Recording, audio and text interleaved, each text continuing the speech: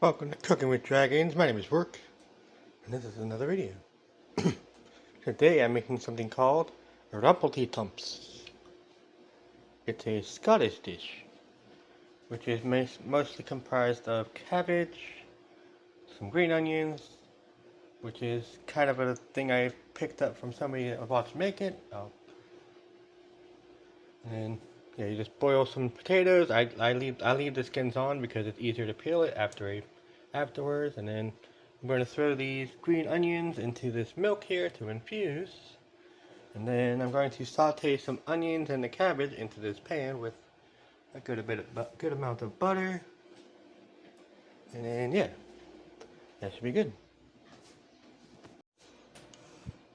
Alrighty, so we got the prep work done. Potatoes are still boiling. Takes a while for that to heat up, but yeah.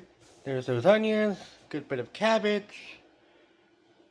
Definitely doesn't outnumber the onions in any way, but you know. Alrighty, so here we have our onions in there. We're letting them saute and soften up first before we throw in the cabbage. Got some infused green onion milk going here. The potatoes are coming along nicely too. And there's our big bowl of cabbage. And a clean cutting board.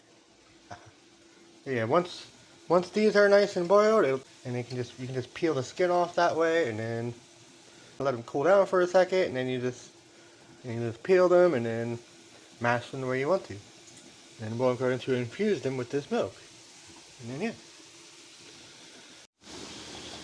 yeah. Alright, here's where we're at now. Got that cabbage nice and sauteed away. Got them potatoes going. Got these ready to go.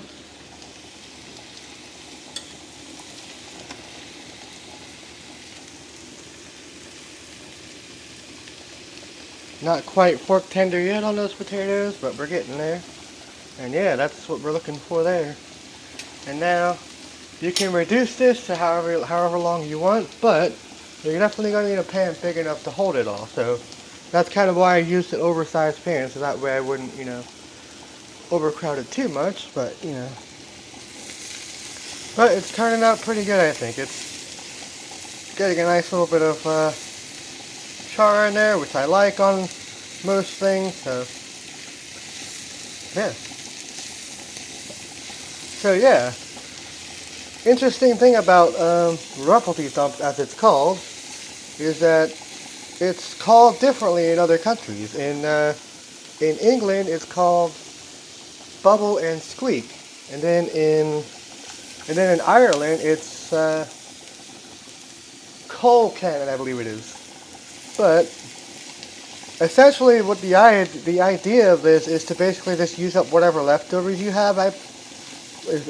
Basically to use up whatever leftovers you have and turn it into sort of a casserole. So you can put like meat, you can put bacon in there, you can put hamburger, you can put whatever you want in this, and that's kind of the point of a dish like this. And it's very nice. It's a very comforting dish, that's for sure. But I'd be interested to hear what this sort of dish is called where you're from. Like, like over here in the U.S., anything to do with potatoes like this is usually just called some kind of a hash, especially if the potatoes are whole. But potatoes are going to be mashed, so yeah. Alrighty, so here we have the mashed potatoes, some cabbage. Got a dish waiting for it. The oven set to 360 or 170. 360 Fahrenheit, 170 Celsius. And there's probably a number for that in Kelvin, but maybe 1500 Kelvin, I don't know. Gotta have that laugh. Rawr. Alright, let's start assembling. So the idea is I'm going to put some of that cabbage in there, followed by some of this mashed potato, then some cheese, then more mashed potato, and more cabbage, and then the rest of a little bit more cheese, then the rest of the potato, and the rest of the cabbage. So that's the idea anyway. And then we'll be back in like 15 or 20 minutes or so. Alrighty. there's our Rumpledethumps. You can see those layers there. Got some cabbage underneath there. Potato, more cabbage, more cheese, and more potato, and more cheese, and then more cabbage. It's pretty good. Alright. Alrighty, so here we have Rumpledethumps, a Scottish classic. And so, I thought I had more. I thought I had more than I needed, so I almost had an extra baking tray ready to go, but apparently this was big enough.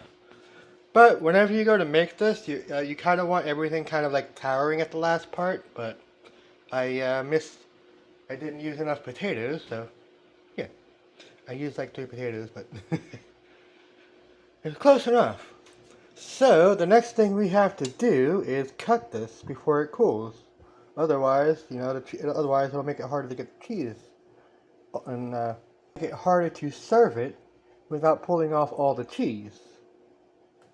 Yeah. Alrighty. Hopefully that should be good enough. I'm feeding 3 people today. Look, so it works out just fine. I have a portion for each person, and that works. Alright, let's try to get this out of the pan. Alrighty, so now there is what we got. Rumpledethumps in a slice. But yeah, if you're not making this for a lot of people, you can probably get away with using only 2 or 3 potatoes, and then just use a smaller baking dish, and then you can probably get those layers nicely. But that works out just fine, I think. Gonna let it cool off for a minute because potatoes be hot, and then yeah, I will see you at the table and yeah. Alrighty, I'm back. And here we have Rumpledethumps. Let's try it out.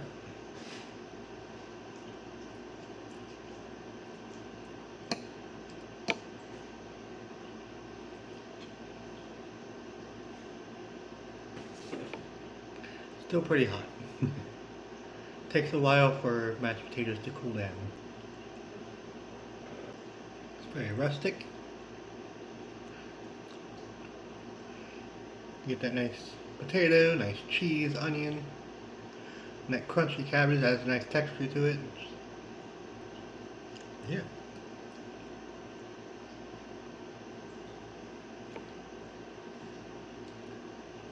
Cabbage has a nice char on it, which I like. But yeah. You can put like proteins in here. You can put like bacon or ham or whatever you like. Alright, Rumpledethumps. Check it out. Thank you for watching. My name is Work for Cooking with Dragons. We are supportive of all the foods. You just have to keep on feeding the fire.